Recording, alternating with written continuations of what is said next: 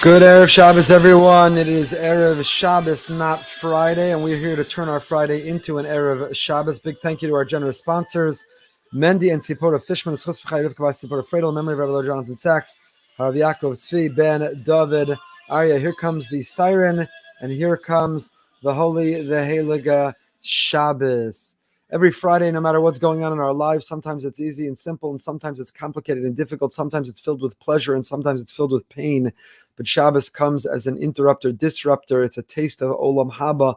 No matter what's going on, we try to tap into the strength and find the joy of Shabbos, which gives us a little respite, some peace, some tranquility, no matter what is going on all around us. Before we dive back into Rav Yitzchak Meyer B'Yam D'Rechecha on Shabbos, a comment from this week's Parsha. This week's Parsha is the source of Shabbos, Parshas Yisro, the Aseres HaDibros. Our Kadosh Baruch Hu tells us that one of the Decalogue, one of the Aseres HaDibros is the observance of Shabbos, so core, so central, so fundamental, is for us to be able to spend one day a week, 25 hours a week, disconnected from all around us and connected to ourselves, to the people around us, and to Hashem. It is a recreation, a re-experience, a revisit of Har Sinai, of that intimate rendezvous, of that high-speed connection, of that intense inspiration.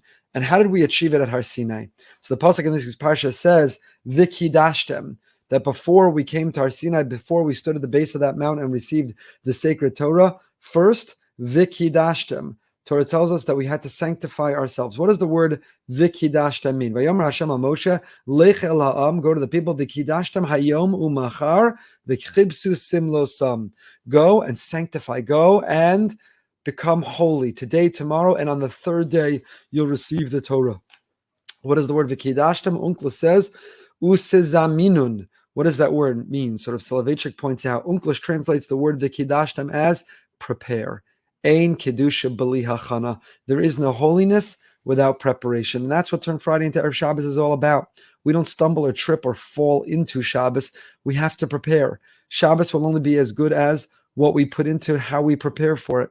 Ein kedusha b'li hachana. There is no holiness, there is no sanctity without effort, without preparation, without invitation, without inspiration. So did we prepare a Dvar Torah?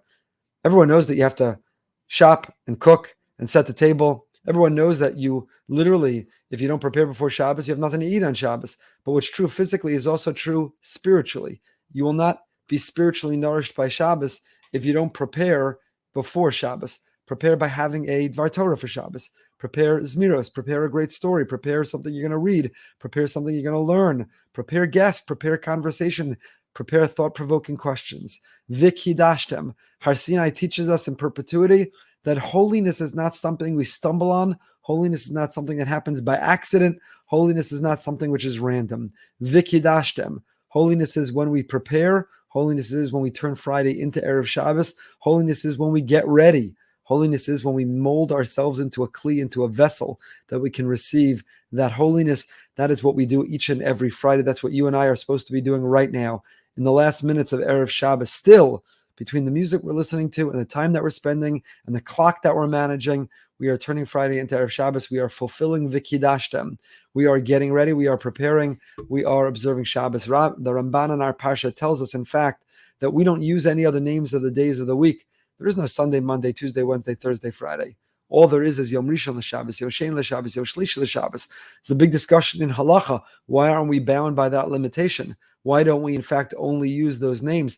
But our whole orientation, the orientation of a Yid, the orientation of a Jew in the entire week is revolving around, is surrounding Shabbos. I can't wait. One day since or one day to Shabbos, 2 days since, 2 days to Shabbos, which brings us back to what we're learning. B'Yam D'Rechecha. Not only are we counting days since, we're counting down the countdown to. When is Erev Shabbos? Erev Shabbos begins when? Motzei Shabbos. That's when we are collecting and consolidating all of our experience from the past Shabbos, and we are packaging it and getting ready and preparing already for the next Shabbos. V'kidashtem. Our preparation, our holiness, our sanctity takes place already on Motzei Shabbos. Who are we having next Shabbos? What are we serving next Shabbos? What are we singing next Shabbos? What are we saying next Shabbos? What is next Shabbos? Our whole week is oriented around the central theme of Shabbos. And we've been learning the Havdalah. We're Mavda ben Kodesh L'chol. We can't carry that revelation and that intense experience and that rendezvous the entire week. We go back to Chol. We go back to the kivshua. We go conquer the world, but we do so with an eye that the makor bracha that we're living, all of it is for what? It's all for Shabbos. So Motzei Shabbos, we have to comfort ourselves. Vay of the nefesh, vay nafash. We're so sad. We lost that neshama yisera. And how do we comfort ourselves from the sadness of having lost the neshama yisera? Through Havdalah. Havdalah begins on wine we spoke about, and then we moved over to the Besamim and the Arizal, the three Hadassim, which correspond with the three levels of the soul, the nefesh, the ruach, and the neshama. And when we hold them as a bundle, we feel united in the three levels of the soul. When we take in that aroma, that fragrance, we are restoring our soul, because aroma is something which is purely spiritual. And we are remembering that our neshama is something which is spiritual, that we may have a guf, we may have a physical being, and all week long, our physical being, we work, and all week long we take initiative, and all week long we indulge, and all week long we pamper, but it's just the body. What we live for, that neshama yisera, the besamim, the spirit of the aroma, of the fragrance, reminds us what really matters. In the moment a person imbibes the besamim, a person has to turn their heart to realize that with everything, afilu gashmi kamo besamim tamim bo ha'or ha'eloki. So if you look at the besamim, the beautiful besamim container, the beautiful besamim box, the beautiful spices or cinnamon inside it, if you look at it, it's physical, it's material. You could measure it, you could hold it. There's volume to it. It's material. But what is the value of it is not the material, the measure. What is valuable about it is that which you can't see, but that which you only smell. So when you take that moment, you make that bracha, borei minei bisamim, and then you take in that smell. What you're saying is, I'm holding something physical in my hand, but that's not what matters about it. What matters about it is what you can't see, but what's deeper meaning, what's hidden inside it. And that is a reminder that all of us, as I'm about to embark on my week, and I have to eat, and I have to sleep, and I have to drink, and I have to work, and I have to earn. There's a physical world that we navigate. There's a material world that we operate in. But this besamim reminds me and strengthens me and inspires me that there's something deeper hidden within the guf that's called the neshama, the nefesh, ruach, and neshama.